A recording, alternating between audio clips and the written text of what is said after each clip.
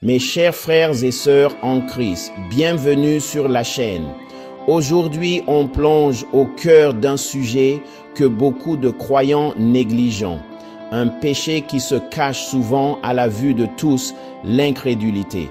Oui, l'incrédulité n'est pas juste un doute, c'est une forme de désobéissance.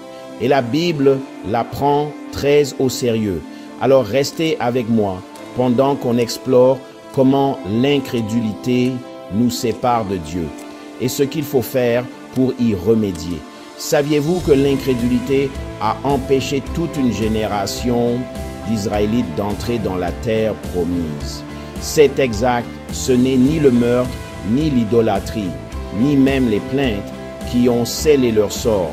C'est leur refus de croire en Dieu, comme on le voit dans Hébreux chapitre 3, verset 19. À cause de leur incrédulité, ils n'ont pu entrer. Quand on pense au péché, on pense généralement au mensonge, au vol ou à l'immoralité. Mais l'incrédulité est plus subtile et tout aussi mortelle. C'est la décision de ne pas faire confiance à Dieu. C'est le refus de le prendre au mot. Jésus a dit dans Jean chapitre 3, verset 18, « Celui qui ne croit pas est déjà jugé, parce qu'il n'a pas cru au nom du Fils unique de Dieu. » C'est grave. Cela nous dit que l'incrédulité n'est pas juste une faiblesse, c'est une rébellion. C'est dire à Dieu, « Je t'entends, mais je ne te fais pas confiance. » Regardons quelques exemples des Écritures. Les Israélites dans le désert, Dieu leur a promis un pays où coule le lait et le miel, mais ils ont eu plus peur des géants que confiance en la parole de Dieu. Résultat, ils ont erré pendant 40 ans et sont morts dans le désert. Zacharie, le père de Jean-Baptiste, quand l'ange lui a annoncé que sa femme aurait un fils, il ne l'a pas cru. Dieu l'a rendu muet jusqu'à ce que la promesse soit accomplie. Nazareth, la ville natale de Jésus, Marc chapitre 6, verset 6, dit « Ils s'étonnaient de leur incrédulité. » Et quel en a été le résultat?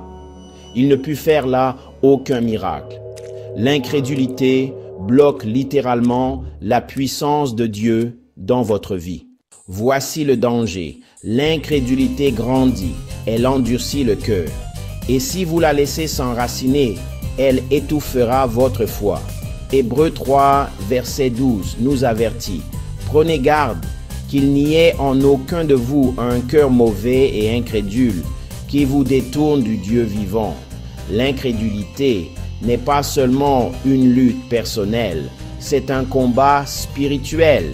C'est la stratégie de l'ennemi pour vous déconnecter de la vérité, des promesses de Dieu et de votre destinée.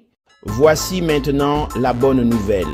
L'incrédulité peut être surmontée. Nourrissez votre foi. Romains 10, verset 17 dit « La foi vient de ce qu'on entend, et ce qu'on entend vient de la parole de Christ. » Restez dans la parole quotidiennement.